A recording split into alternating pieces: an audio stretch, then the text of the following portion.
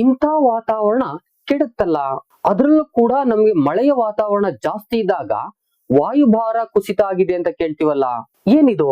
Already ಹೇಳ್ದಾಗೆ ಏನು ಭೂಮಿಯ ವಾಯುಮಂಡಲ ಇದೆಯೋ, ಈ ವಾಯುಮಂಡಲ ಸೂರ್ಯನಿಂದ ಬರ್ತಕ್ಕಂತ ಈ ಶಾಖವನ್ನ ತಡೆದಿಟ್ಟು ಈ ಭೂಮಿಯ ಜೀವಿಗಳಿಗೆ ಎಷ್ಟು ಬೇಕೋ ಅಷ್ಟನ್ನ ಮಾತ್ರ ಒದಗಿಸ್ಕೊಡುತ್ತೆ. ಜೊತೆಗೆ ಹಗಲು ರಾತ್ರಿನಲ್ಲಿ ಎಷ್ಟು ಶಾಖಗಳು, ಎಷ್ಟು ತಣ್ಣನೆಯ ವಾತಾವರಣಗಳು ಬೇಕು ಅಂತಕ್ಕಂಥದ್ದನ್ನು ಕೂಡ ನಿರ್ಧಾರ ಮಾಡ್ಲಿಕ್ಕೆ ಈ ಒಂದು ವಾಯುಮಂಡಲ ಅಚ್ಚುಕಟ್ಟಾಗಿ ಕೆಲಸ ಮಾಡ್ತಾ ಇದೆ. ಹಾಗಾದ್ರೆ ಈ ವಾಯುಮಂಡಲ ಎರಡು ಗಾಳಿಯನ್ನ ಹೊಂದಿದೆ.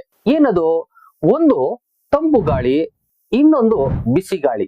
ಇವೆರಡೂ ಕೂಡ ಈ ಅಟ್ಮಾಸ್ಫಿಯರ್ ಅಂತಕ್ಕಂಥ ವಾಯುಮಂಡಲದಲ್ಲೇ ಇವೆ. ನೀವು ಕೇಳ್ಬೋದು, ಅದಕ್ಕಿಂತ ಮೇಲ್ಮೇಲೆ ಹೋದಂತೆ ನಿಮ್ಗೆ ಈ ವಾಯುಮಂಡಲದ ಒಂದು ಭಾರ ಇಳಿತಾ ಆಗ್ತಾ ಹೋಗುತ್ತೆ. ಅದಕ್ಕೇನೆ